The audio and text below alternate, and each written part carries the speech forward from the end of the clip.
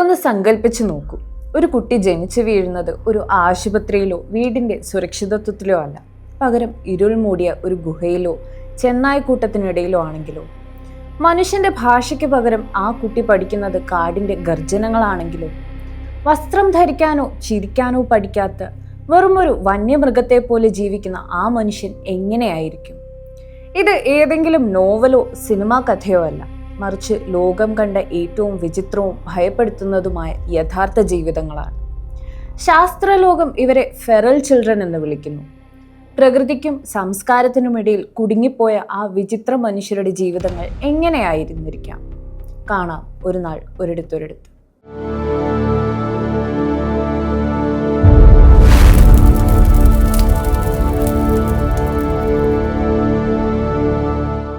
ആയിരത്തി 1867 ഉത്തർപ്രദേശിലെ ഒരു ഇരുണ്ട ഗുഹയിൽ വേട്ടക്കാർ ഒരു കാഴ്ച കണ്ടു. ചെന്നായ്ക്കൂട്ടത്തോടൊപ്പം ഓടി നടക്കുന്ന ഒരു മനുഷ്യക്കുട്ടി. 6 വയസ്സുകാരനായ ദിന സനിജാറായിരുന്നു അത്. അവന് മനുഷ്യരെ ഭയമായിരുന്നു. സംസാരത്തിന് പകരം അവൻ ചെന്നായെ പോലെ ഓരിയിട്ടു. പച്ചമാംസം മാത്രം കഴിച്ചിരുന്ന അവൻ വർഷങ്ങളോളം പരിശീലിപ്പിച്ചിട്ടും ഒരു വാക്കുപോലും സംസാരിക്കാൻ കഴിഞ്ഞില്ല. ലോക പ്രശസ്തമായ ജംഗിൾ ബുക്കിന് പ്രചോദനമായത് ദിനയുടെ ഈ ദുരൂഹ ജീവിതമായിരുന്നു. മനുഷ്യരൂപമുണ്ടെങ്കിലും നമ്മുടെ ഉള്ളിലെ മനുഷ്യനെ രൂപപ്പെടുത്തുന്നത് നമ്മൾ വളരുന്ന സാഹചര്യമാണെന്ന് വലിയ പാഠമായിരുന്നു അവൻ. മറ്റൊരു സംഭവമാണ് ബംഗാളിലെ കാടുകളിൽ നിന്ന് കണ്ടെത്തിയ അമല, കമല എന്നീ പെൺകുട്ടികൾ.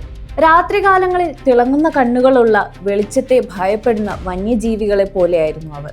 ചെന്നായകളാണ് ഇവരെ വളർത്തിയത് എന്നാണ് പറയപ്പെടുന്നത്.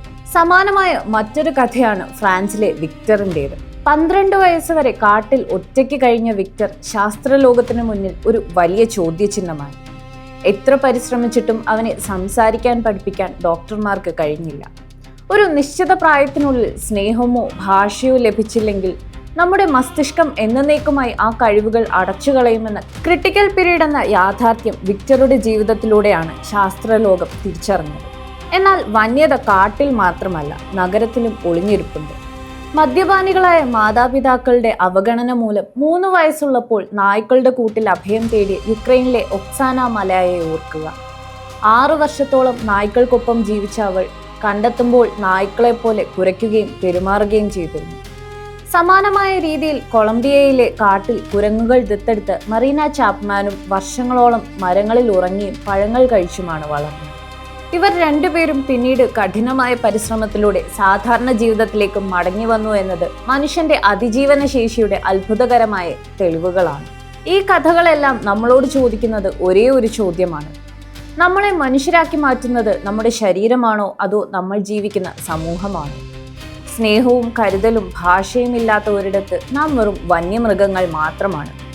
ഓരോ ഫെറൽ ചൈൽഡും നമ്മളെ ഓർമ്മിപ്പിക്കുന്നത് നമ്മുടെ ചുറ്റുമുള്ള മനുഷ്യബന്ധങ്ങളുടെ വിലയാണ്.